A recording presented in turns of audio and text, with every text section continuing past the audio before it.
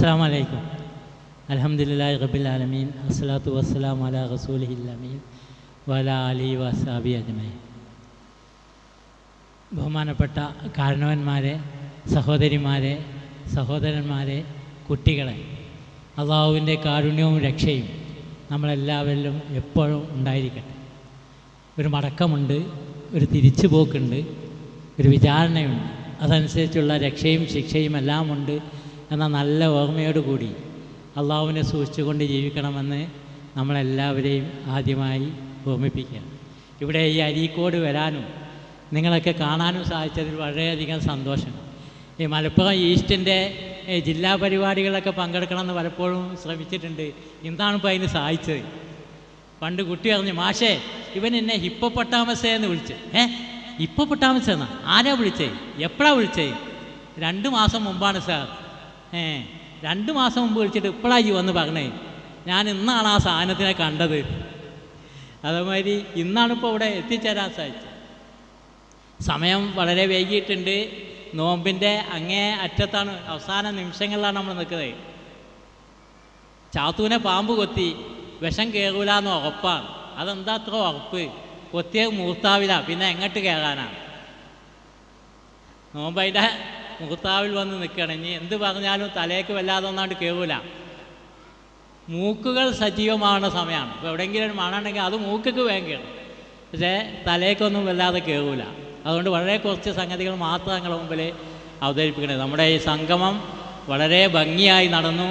വളരെ മികച്ച സംഘാടനം, അടിപൊളി സെറ്റപ്പുകൾ, വിഷയങ്ങളിങ്ങനെ ഒന്നിൽ നിന്ന് ഒന്നായി വൺ ബൈ വണ്ണായി ഇങ്ങനെ കോർത്ത് ഉള്ള നല്ല നല്ല വിഷയങ്ങൾ, മനസ്സിൽ തട്ടുന്ന ക്ലാസ്സുകൾ, നിറഞ്ഞ സദസ്സ്, എല്ലാം കൊണ്ടും നമ്മുടെ സംഗമം ഗംഭീരം. എന്നാൽ ഈ സംഗമം വിജയിച്ചു എന്നിപ്പോൾ പറയാൻ പറ്റില്ല. ഈ സംഗമം വിജയിച്ചു എന്ന് പറയണമെങ്കിൽ ഇവിടെ നിന്ന് നമ്മൾ അറിഞ്ഞ കേട്ട കാര്യങ്ങൾ നമ്മുടെയൊക്കെ ജീവിതത്തിൽ ഉണ്ടാവണം, റിസൾട്ട് ഉണ്ടാവണം, അറിഞ്ഞത് ആയിത്തീരണം. അപ്പോഴാണ് ഈ സംഗമം വിജയിച്ചു എന്ന് പറയാൻ. അല്ലെങ്കിൽ നെഗറ്റീവ് ഇഫക്റ്റാണ് ഉണ്ടാകുക. Operation success, patient day. നല്ല അടിപൊളി സക്സസ്, വിജയമായി, ഓപ്പറേഷൻ വിജയമായിരുന്നു, പക്ഷേ രോഗി മരിച്ചു. പിന്നെ അതെന്ത് ഓപ്പറേഷനാണ്? റിസൾട്ട് ഉണ്ടാവണം. ഈ കല്ലിൽ കാറ്റടിച്ചതുപോലെ ഈ സംഗമം ഇങ്ങനെ നമ്മളെ തഴുകി ഇങ്ങനായിട്ട് കടന്നു പോയതുകൊണ്ട് കാര്യമില്ല. നമ്മൾ സ്വയം ഇവിടെ നിന്ന് കേട്ട ഓരോ കാര്യങ്ങളും നമ്മൾ സ്വയം നമ്മളിലേക്ക് ഇറക്കിയിട്ട് അവിടെ പരിശോധന നടത്തി, വിശകലനം നടത്തി, എന്തൊക്കെയാണ് ഇനി ഇതിലേക്ക് വരാനുള്ളത്, എൻ്റെ ജീവിതത്തിലേക്ക് വരാനുള്ളത്, അതിനെ ജീവിതത്തിലേക്ക് ചേർത്ത് വെക്കണം. ആവശ്യമില്ലാത്തത്, വേണ്ടാത്തത് അതിനെ എടുത്ത് വലിച്ചെറിയണം.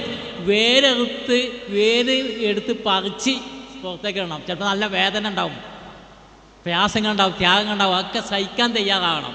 അങ്ങനെ ഓരോ അറിവിനും അനുസരിച്ച്, ഓരോ വിവരങ്ങൾക്കും അനുസരിച്ച് നമ്മളങ്ങനെ അത് ജീവിതത്തിലേക്ക് ഉൾക്കൊണ്ട് അങ്ങനെ നമ്മൾ മെച്ചപ്പെട്ട് അങ്ങനെ വെട്ടിത്തിളങ്ങുന്ന രൂപത്തിലായി മാറണം. അത് അഫ്ലഹമൻ തസക്ക, ശുദ്ധീകരിച്ചവൻ വിജയിച്ചു.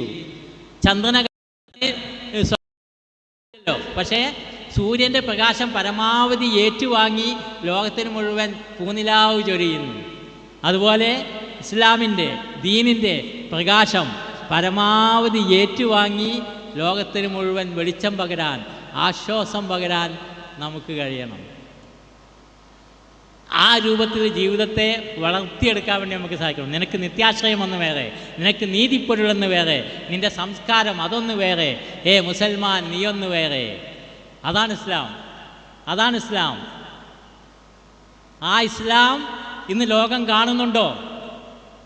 സമൂഹത്തിനുള്ള ഇസ്ലാം എന്താണ്? ഇസ്ലാം ലോകത്ത് പ്രതിക്കൂട്ടിലാണ് എല്ലാ നിലക്കും. മറ്റുള്ള മതങ്ങളെ അപേക്ഷിച്ച് ഇസ്ലാമിൻ്റെ അതിൻ്റെതായ വ്യതിരിക്തത, അതിൻ്റെതായ ഗംഭീര്യം, അതിൻ്റെതായ സൗന്ദര്യം, അതിൻ്റെതായ മാറ്റ് ഇസ്ലാമിൻ്റെ കാണാൻ സാധിക്കുന്നുണ്ടോ? മറ്റുള്ള മതക്കാർ എന്തിലൊക്കെ ഉണ്ടോ അതിലൊക്കെ നമ്മളുണ്ട്. എല്ലാ വൃത്തികേടുകളിലും എല്ലാ തിന്മകളിലും നമ്മൾ നീന്തി തുടിച്ചുകൊണ്ടിരിക്കുന്നു. ഒരു പക്ഷേ മറ്റുള്ളവരെക്കാൾ ഒരു പടി, ഒരു പണത്തൂക്കം മുന്നിൽ എന്ന് പറയാവുന്ന രൂപത്തിൽ എല്ലാ തിന്മകളും എടുത്ത് വിശദമായി പറയാൻ ഉദ്ദേശിക്കുന്നില്ല, എല്ലാ കാര്യങ്ങളിലും. അതുപോലെ കടുത്ത അന്ധവിശ്വാസങ്ങൾ, അനാചാരങ്ങൾ എല്ലാം നമുക്കുണ്ട്. ഇവിടെ വിശദീകരിച്ച് കഴിഞ്ഞല്ലോ. പണ്ട് ദൂരദർശനിലൊക്കെ സാംസ്കാരിക പരിപാടി എന്നൊരു പരിപാടി കാണിക്കാറുണ്ട്. അതിൽ ആദ്യം അമ്പലങ്ങളിലെ ഉത്സവങ്ങൾ കാണിക്കും, പിന്നെ ചർച്ചുകളിലെ പള്ളിപ്പെരുന്നാളുകൾ കാണിക്കും, പിന്നെ അത് കഴിഞ്ഞാൽ മുസ്ലിം പിന്നെ നേർച്ചകളും ഉറൂസുകളും കാണിക്കും. എന്താ വ്യത്യാസമുള്ളത്? എല്ലാം ഒരേപോലെ, ഒരു വ്യത്യാസം കാണുന്നില്ല. പണ്ട് പറഞ്ഞു, ഒരാളൊരു ചിത്രകാരനെ പറ്റി പറഞ്ഞു, അയാൾ നല്ല ചിത്രകാരനാണ്, അയാൾ നന്നായിട്ട് ശരിക്കുള്ള മാതിരി വരക്കും. അതുകൊണ്ട് അയാൾ ഒരിക്കൽ ഈ വീടിൻ്റെ വിട്ടത്തിൽ ഒരു 8 കാലി വല വരച്ച് വെച്ചു. അയാൾ പോയി. പിന്നെ അയാളുടെ വേലക്കാരി വന്നിട്ട് ഇങ്ങനെ അടിച്ചു വാരി വൃത്തിയാക്കുമ്പോൾ ഈ വല കണ്ടിട്ട് അതിങ്ങനെ വൃത്തിയാക്കാൻ വേണ്ടി 1 മണിക്കൂറോളം നേരം അത് വൃത്തിയാക്കാൻ വേണ്ടി ശ്രമിച്ചു. ഏയ്, അങ്ങനെയൊന്നും ഉണ്ടാവില്ല. ഉണ്ട്, അങ്ങനെയുള്ള ചിത്രകാരന്മാരുണ്ടാവും. പക്ഷെ അങ്ങനത്തെ വേലക്കാരികൾ ഇപ്പം ഇല്ല. 1 മണിക്കൂർ നേരം ചലന്തി വല നന്നാക്കുന്ന വേലക്കാരികളിപ്പോൾ നമുക്ക് കാണാൻ കഴിയുമോ? ഇസ്ലാമുണ്ട്, ഇസ്ലാമിൻ്റെ സുന്ദരമായ ചിത്രങ്ങൾ ഇവിടെ ഉണ്ട്, പുസ്തകങ്ങളുണ്ട്, പ്രസംഗങ്ങളുണ്ട്. പക്ഷേ അതനുസരിച്ച് ജീവിക്കുന്ന മനുഷ്യന്മാരെ കാണാൻ സാധിക്കുന്നില്ല.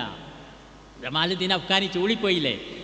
ജമാലുദ്ദീൻ അഫ്ഗാനി പാശ്ചാത്യ നാടുകളിൽ ഇസ്ലാമിനെ പറ്റി ഉന്നതമായി പ്രസംഗിച്ച് ഓരോ രംഗത്തും ചെന്ന് ഇസ്ലാമിനെ പറ്റി കൃത്യമായി പറഞ്ഞു കൊടുത്തു. ആളുകൾ അത് കേട്ട് അത്ഭുതപ്പെട്ടു. It was something great. ഇതൊരു വല്ലാത്ത മതം തന്നെ, മനുഷ്യനെന്ന നിലയ്ക്ക് സ്വീകരിക്കാൻ പറ്റിയ ഏറ്റവും നല്ല മതം ഇതാണ്. സാർ, ഞങ്ങളിത് സ്വീകരിക്കാൻ തയ്യാറാണ്. അവർ ആത്മാർത്ഥമായി ചോദിച്ചത്, ഇതനുസരിച്ച് ജീവിക്കുന്ന ഒരു സമൂഹത്തെ, ഒരു മോഡൽ, ഒരു മാതൃകയായിട്ട് ഞങ്ങൾക്ക് കാണിച്ചു തരാൻ പറ്റുമോ എന്ന് ആത്മാർത്ഥമായി അവർ ചോദിച്ചത്. ജമാലുദ്ദീൻ അഫ്ഗാനി ചൂളിപ്പോയി. അങ്ങനെ കാണിച്ചു കൊടുക്കാൻ ഒരു നാട് അല്ലെങ്കിൽ ഒരു പഞ്ചായത്ത്, ഒരു മഹല്ല് കാണിച്ചു കൊടുക്കാനുണ്ടോ? അതുണ്ടാവണം. ഇസ്ലാം എന്താണെന്ന് ചോദിച്ചാൽ ഇസ്ലാമാണോ നമുക്ക് അറിയേണ്ടത്? ഇതാ നല്ലൊരു പുസ്തകം, ഇത് വായിച്ചാൽ മതി, അല്ലെങ്കിൽ ഇതാ ഒരു പ്രസംഗം, അത് കേട്ടാൽ മതി. അങ്ങനെയല്ല. ഇസ്ലാമിനെ പറ്റി പഠിക്കണം. ഇതാ വരി, ഞങ്ങളുടെ പള്ളിയിലേക്ക് വരി, ഇവിടെ വരുന്ന ആൾക്കാരെ ശ്രദ്ധിച്ചോളൂ, പഠിച്ചോളൂ, അവരെ പറ്റി മനസ്സിലാക്കിക്കോളൂ, അതാണ് ഇസ്ലാം എന്ന് ധൈര്യത്തോടെ പറഞ്ഞു കൊടുക്കാൻ സാധിക്കണം. ആ പള്ളിയിൽ വരുന്ന ഒരു കച്ചവടക്കാരനാണെങ്കിൽ ആൾ ഏറ്റവും നല്ല കച്ചവടക്കാരൻ, നല്ല രൂപത്തിൽ കച്ചവടം ചെയ്യുന്ന ആൾ, അതായത് മുസ്ലിമാണ്. അധ്യാപകൻ, മാതൃകാ അധ്യാപകൻ, അവിടെ പഠിക്കുന്ന കുട്ടികൾ, ഏറ്റവും നല്ല കുട്ടികൾ, അവിടെ ആ പള്ളിയിൽ വരുന്ന തൊഴിലാളികൾ, അവിടെ വരുന്ന ഉദ്യോഗസ്ഥന്മാർ എല്ലാം വളരെ മാതൃകാപരമായ ജീവിതം നയിക്കുന്നത്. അതാണ് ഇസ്ലാം. അവരിങ്ങനെ കണ്ടിട്ട് പഠിക്കട്ടെ. അവിടെ വരുന്ന സഹോദരിമാർ മാന്യമായി വസ്ത്രം ധരിക്കുന്ന നല്ല സാംസ്കാരികമായി ഉയർന്ന നിലവാരത്തിലുള്ള സഹോദരിമാർ, അതാണ് ഇസ്ലാം. അങ്ങനെയുള്ള മഹല്ലുകൾ ഉണ്ടാവണം. നന്മയുടെ തുരുത്തുകളായി നമ്മുടെ മഹല്ലുകളെങ്കിലും നമ്മുടെ പള്ളികളെങ്കിലും അവിടെ വരുന്ന ആളുകളെങ്കിലും നന്മയുടെ തുരുത്തുകളായി മറ്റുള്ളവർക്ക് കാണാൻ സാധിക്കണം. ഇസ്ലാമിൻ്റെ കണ്ടറിവ്, നേരിട്ടറിവ്, അനുഭവിച്ചറിവ് അവർക്ക് കിട്ടാൻ സാധിക്കണം. ആ രൂപത്തിൽ നമ്മൾ ഉയർന്നു വരണം. അതിന് മഹല്ലൊന്നായിട്ട് നന്നാക്കാൻ നടക്കണ്ട, മഹലിലെ ആളുകളെ നന്നാക്കാൻ നടക്കല്ല, മഹലിലുള്ള ഞാൻ നന്നാകണം. ആ മഹലിലുള്ള ഓരോ ഞാനും നന്നാകണം. അപ്പം മഹലൊന്നാകെ നന്നാകും. മറ്റുള്ളവരെ നന്നാക്കാൻ നടക്കല്ല. നമ്മളേറ്റവും വലിയൊരു പ്രശ്നം എന്താ വെച്ചാൽ, നമ്മൾ സ്വയം നന്നാകുന്നേക്കാൾ അപ്പുറം നമ്മൾ മറ്റുള്ളവരെ നന്നാക്കാൻ നടക്കുകയാണ്. പരോപദേശ കുശലാണ്. മറ്റുള്ളവരെ ഉപദേശിക്കാൻ ഭയങ്കര കുശലന്മാരെ ഉത്സാഹമാണ് നമ്മൾ. പണ്ട് നമ്പൂതിരി ഇങ്ങനെ ആനപ്പുറത്ത് പോവുകയായിരുന്നു. അങ്ങനെ പോകുമ്പോൾ ഒരു മരത്തിൻ്റെ കൊമ്പ് നമ്പൂതിരിൻ്റെ കണ്ണിൻ്റെ അവിടെ തട്ടി. അപ്പോൾ കണ്ട ആൾക്കാർ ചോദിച്ചു, അല്ല തിരുമേനി, ആ കൊമ്പ് കണ്ടപ്പോൾ നിങ്ങൾക്കൊന്ന് കുനിഞ്ഞൂടായിരുന്നോ? നാം ആന കുനിയുമെന്ന് വിചാരിച്ചു. ഇതാണ് നമ്മളെ അവസ്ഥ. മറ്റുള്ളവർ നന്നാക്കാൻ വേണ്ടി ആ രൂപത്തിൽ നടക്കാം. അതാ പോയിട്ട് ഓരോരുത്തരും സ്വയം ഒന്ന് നന്നാകാൻ വേണ്ടി ശ്രമിക്കുക, മെച്ചപ്പെടാൻ വേണ്ടി ശ്രമിക്കുക. ആ രൂപത്തിൽ ഓരോ മഹല്ലുകൾ ഇങ്ങനെ ഉണ്ടായിക്കഴിഞ്ഞാൽ അത് തന്നെ വലിയ മാറ്റമായിരിക്കും. അപ്പോൾ നമ്മളാരും അത് ഉള്ളിൽ നിന്ന് വരണം. സ്വയം നമുക്ക് തന്നെ തോന്നണം, നമ്മളെ ഉള്ളിൽ നിന്ന് തന്നെ വരണം നന്നാകാനുള്ള. മറ്റാരും നമ്മളെ പിടിച്ചുകൊണ്ടുപോയി നന്നാക്കാൻ വിചാരിച്ചാൽ സാധിക്കില്ല.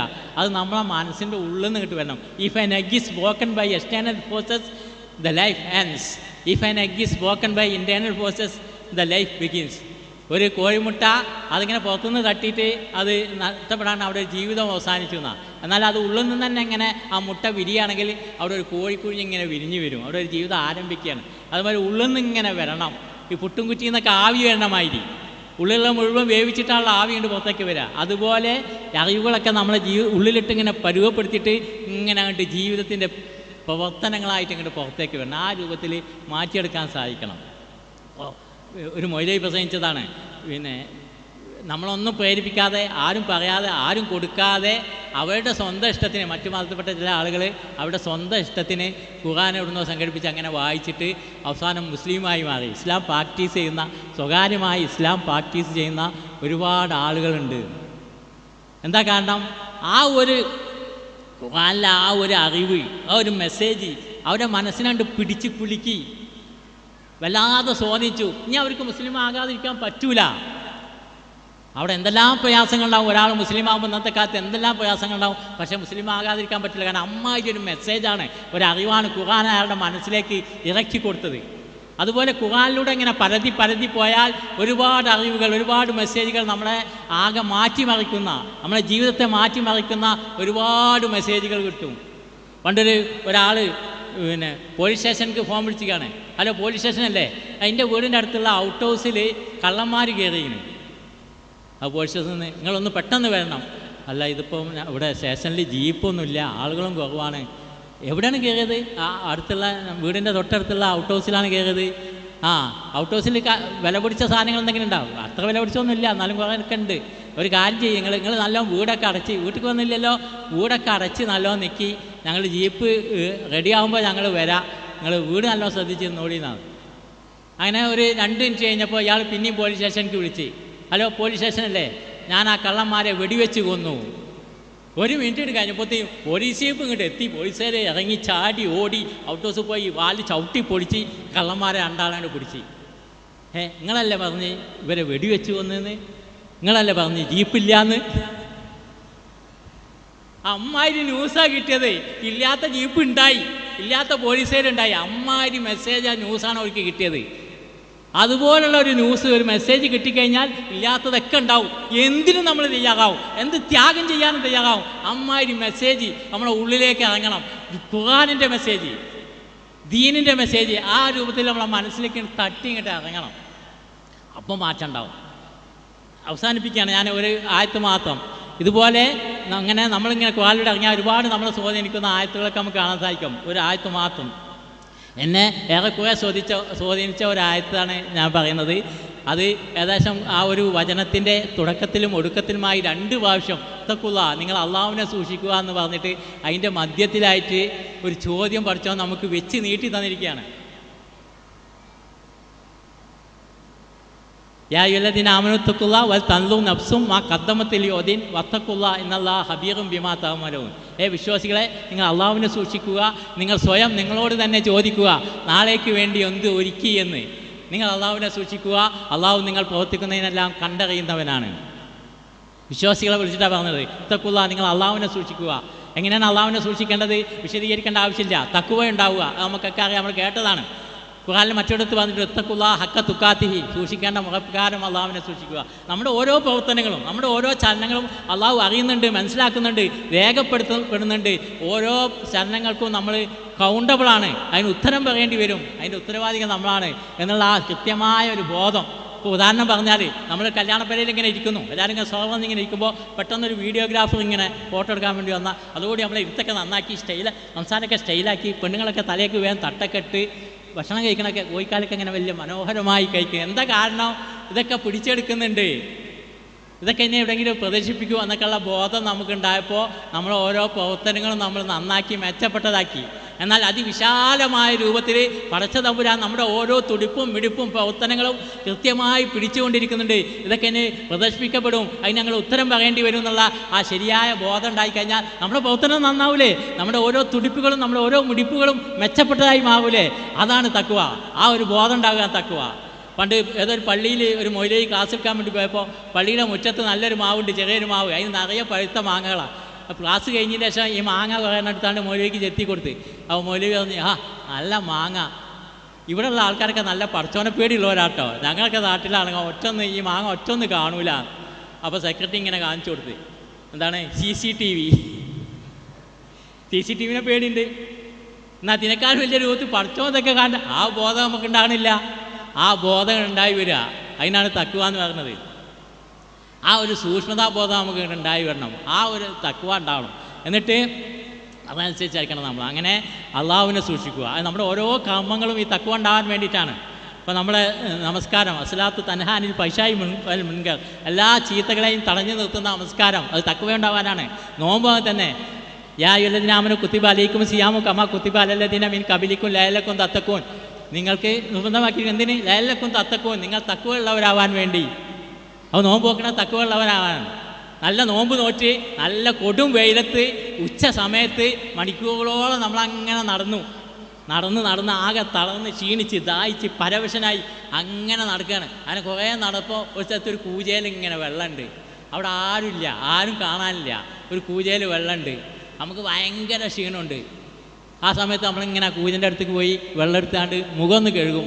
ഒരു തുള്ളി വെള്ളം പോലും നമ്മൾ കുടിക്കൂല. ആരും കാണില്ല, എന്നാലും ഒരു തുള്ളി വെള്ളം പോലും നമ്മൾ കുടിക്കുക. എന്താ കാരണം? ഞാൻ നോമ്പുകാരനാണ്.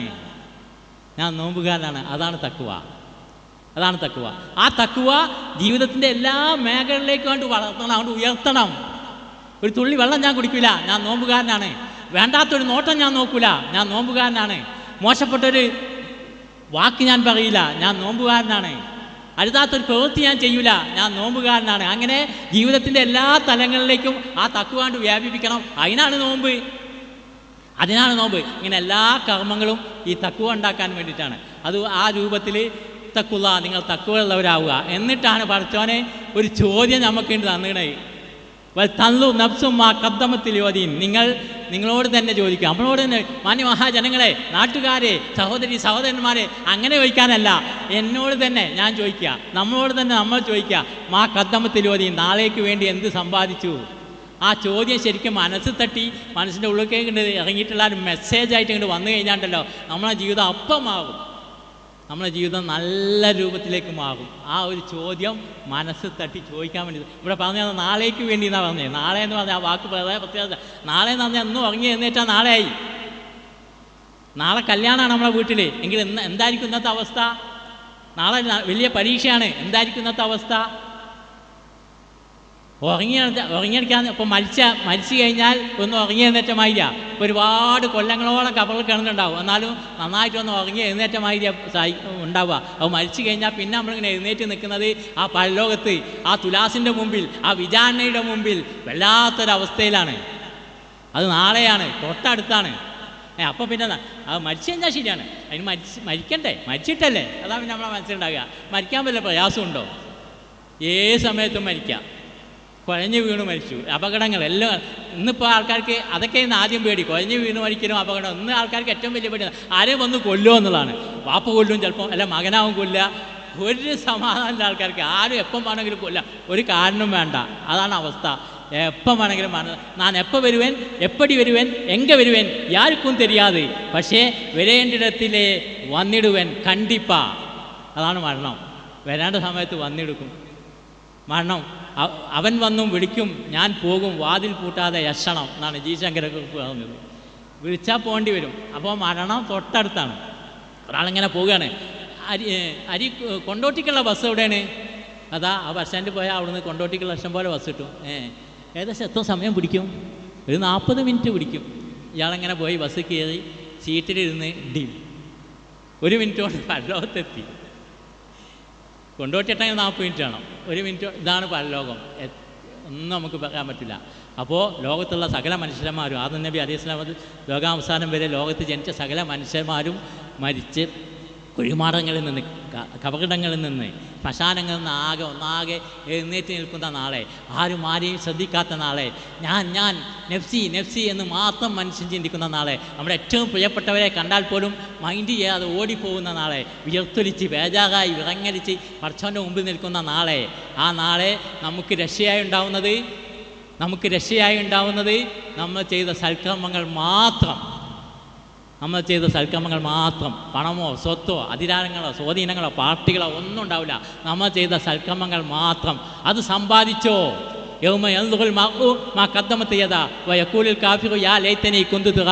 മനുഷ്യൻ അവൻ പ്രവർത്തിച്ച് ഉണ്ടാക്കിയത് എന്താണെന്ന് അറിയുന്ന ദിവസം, നിഷേധി ഞാനൊരു പിടി മണ്ണായിപ്പോയെന്നെങ്കിൽ എന്ന് വിലപിക്കുന്ന ദിവസം, അതുമാത്രമേ ഉണ്ടാവുള്ളൂ. ആ സൽക്കർമ്മങ്ങൾ ഒഴിക്കുകയോ എന്നാണ് പടച്ചോൻ നമ്മൾ ചോദിക്കാൻ പറഞ്ഞത്. അതിനു വേണ്ടി നമ്മൾ പരമാവധി നമ്മുടെ ഓരോ തുടിപ്പും മിടിപ്പും നമ്മുടെ ശാരീരികമായും മാനസികമായും സാമ്പത്തികമായും എന്തൊക്കെ ചെയ്യാൻ പറ്റുമോ അതൊക്കെ ആ നാളേക്ക് വേണ്ടി ഡെപ്പോസിറ്റുകളാക്കി മാറ്റുക, നന്മകളാക്കി മാറ്റുക, സമ്പാദ്യങ്ങളാക്കി മാറ്റുക. ഈ റമളാൻ മാസം അതിന് ഏറ്റവും പറ്റിയ ഒരു മാസമാണ്.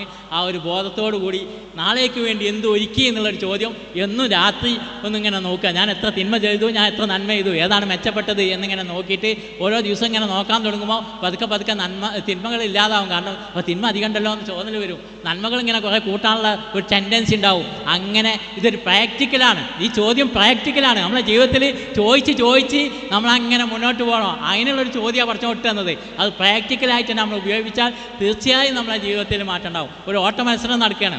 അങ്ങനെ അവിടുന്ന് അനൗൺസ്മെൻ്റ് ഉണ്ട്, നല്ലൊരു ഓട്ട മത്സരം നടക്കുന്നു. ആദ്യമായി എത്തുന്ന 30 പേർക്ക് 10 സ്വർണ്ണ നാണയം വീതം സമ്മാനം. ഇയാളിങ്ങനെ നോക്കുമ്പോൾ ആകെ ഒരു 10-50 പേരേ ഉള്ളൂ. അതിൽ 30 എത്തിപ്പെട്ടിയാൽ സ്വർണ്ണ നാണയം കിട്ടും. മത്സരിക്കന്നെ, പോയി മത്സരിക്കാൻ.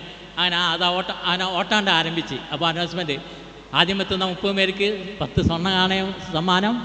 ആദ്യം എത്തുന്ന 30 പേരിൽ പെടാത്തവർക്ക് 10 ചാട്ടവാറടി സമ്മാനം. അല്ലാ, കുടുങ്ങിയ വേഗം നാം വേണ്ട പിന്തിരിയാൻ പിന്തിരിയുന്നവർക്ക് 20 ചാട്ടവാറടി സമ്മാനം. കുടുങ്ങി.